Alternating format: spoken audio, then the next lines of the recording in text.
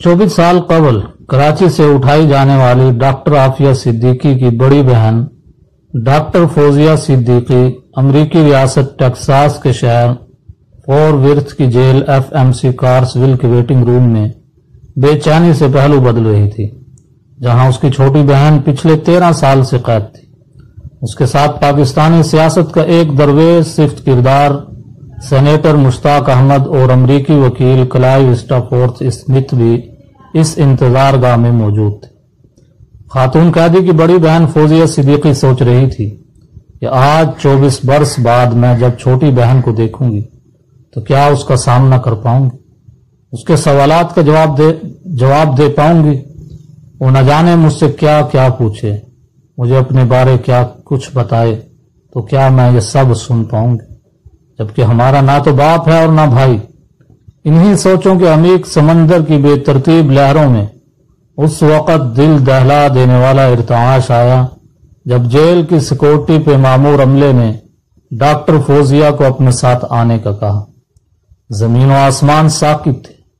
Jail की इस नीम तारीख गैलरी में सिर्फ कदमों की चाप थी, टुक टुक टुक, मगर ये टुक टुक डॉक्टर फौजिया के दिलो दिमाग पे हथौड़े बरसा रही थी, क्योंकि वो आज अपनी छोटी और लाडली बहन से वतन से हजारों मील दूर पूरे 24 बरस बाद खानदान का पहला फर्द थी जो चंद लम्हों में मिलने जा रही थी। उन्हें गले लगाने, दबी दबी चीखों, आहों और सिसकियों के दरमियान सब्र इस्तकामत का सबक देने, नए अज़म, हिम्मत, जुर्रत और अल्लाह की रहमत से कभी मायूस न होने का पैगाम लाई थी, जो उन्हें गले लगा के बहुत सा प्यार करके कमर थपथपा के देना था। उसके सर पे शफकत भरा हाथ रखकर उसको तसल्ली देनी थी, मगर ऐसा कुछ ना हो सका।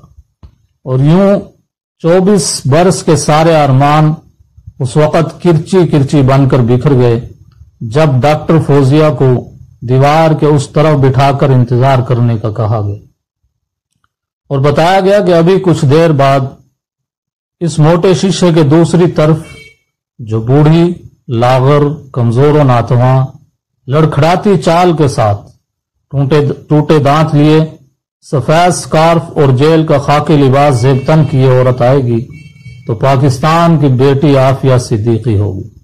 और हाँ, वो ऊंचा सुनती है, आपको ऊंचा बोलकर उसको बात समझाना पड़ेगी, मगर याद रखना तुम उसके बच्चों की तस्वीर तक नहीं दिखा सकती, क्योंकि हम दुनिया भर के इंसानी हकूक के वो आलम बरदार हैं जहां ये सब बातें बेईमानी हुआ करती हैं। ये सब उसूल, कानून और ज़ाब्ते हमने तीसरी दुनिया के लिए बना रखे हैं।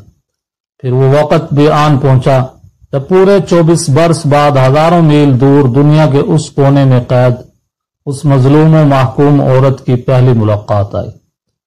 आफिया बिना किसी हिजानी कैफियत के पुरवकार अंदाज में चलती हुई आई, बड़ी बहन के सामने बैठी और 2.5 घंटों की इस मुलाकात में 1 घंटा अपने ऊपर गुजरने वाली क़यामतों का मुख्तसर सा अहवाल बताया। फिर बताया कि मुझे मेरी माँ बहुत याद आती है, उसको क्यों नहीं लाया गया। अब कौन उसको बताता कि जिस माँ को तू याद कर रही है वो माँ तुझे याद करते करते अपने रब के हुजूर वापस पहुंच चुकी है। फिर बच्चों का पूछा, केस का डिस्कस हुआ और यूं मुलाकात का वक्त तमाम हुआ। वो पुरवकार अंदाज में उठी, वापस मुड़ी और आहिस्ता आहिस्ता कदम उठाते अपनी बड़ी बहन जो उससे मिलने पाकिस्तान से आई थी उसकी तरफ पीठ करके अपनी मखसूस सेल में चली गई, ऐसे जैसे वो इस माहौल की पूरी आदी हो चुकी है, जैसे उसका दिल कह रहा हो कि वो यहां से कभी भी नहीं निकल पाएगी, जैसे वो अपनी कैद से इस कदर मानूस हो चुकी हो कि उसको अब आजादी से खौफ आ रहा हो। कयामत कब आएगी मां सवाए रब के कोई नहीं जानता, मगर ये मंजर कयामत से कुछ कम न था। दुनिया भर की कितनी आंखें हैं जो उस वक़्त पुरनम हैं, कितने लब हैं जो दुआइया अंदाज में लर्ज रहे हैं, कितने हाथ हैं जो बारगाहे खुदावंदी में उठे हुए हैं। राब्ता बहाल हो गया, जल्द या बदेर जेल या जिंदगी की ये कैद खत्म हो ही जाएगी, मगर एक रोज माशर का मैदान भी सजना है और कुछ लोग वहां पहुंच चुके हैं। बुश से मुशर्रफ तक एक एक किरदार वहां खड़ा होगा اور ان سے ایک ایک مظلوم کا حساب ہوگا۔ باقی ہم جو ابھی تک زندہ ہیں ہم نثار بنا دیں گے۔ عافیہ بی بی، ہم وعدہ کرتے ہیں کہ آپ کا جنازہ پاکستانی تاریخ کا بڑا جنازہ ہوگا۔ ہم بعد از مرگ تیرے لیے جتنا ممکن ہو سکا آواز اٹھائیں گے، مگر ابھی نہیں، کیونکہ ابھی ہم سب مریم نواز، آصفہ بھٹو اور بشرا بی بی کی جنگ میں مصروف ہیں۔ فی الوقت ہم سیاسی اناؤں کی نہ ختم ہونے والی جنگوں کے محاذوں پہ مصروف ہیں۔ ابھی ہمارے پاس اتنا وقت بھی نہیں کہ ہم آپ کے لیے کسی بھی فورم پہ آواز اٹھا سکیں، کیونکہ ہم قوم کو بتانے میں لگے ہیں کہ مریم فرائی پان سے جیل میں کپڑے پریس کیا کرتی تھی۔ ہم سر میں خاک ڈال رہے ہیں کہ سلیمان شاہ کی بیٹی گرفتار ہو گئی ہے۔ ہمیں یہ غم کھائے جا رہا ہے کہ کہیں بشرا بی بی کا تقدس پامال نہ ہو جائے۔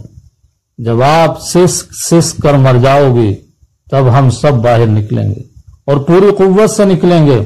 تب تک تم جانو، تمہارا خاندان جانے، چند ایک مخلصین جانے اور تمہارا خدا جانے، ہم آپ کا عالی شان مزار بنائیں گے اگر تمہاری باقیات کو کسی سمندر میں نہ بہا دیا گیا تو۔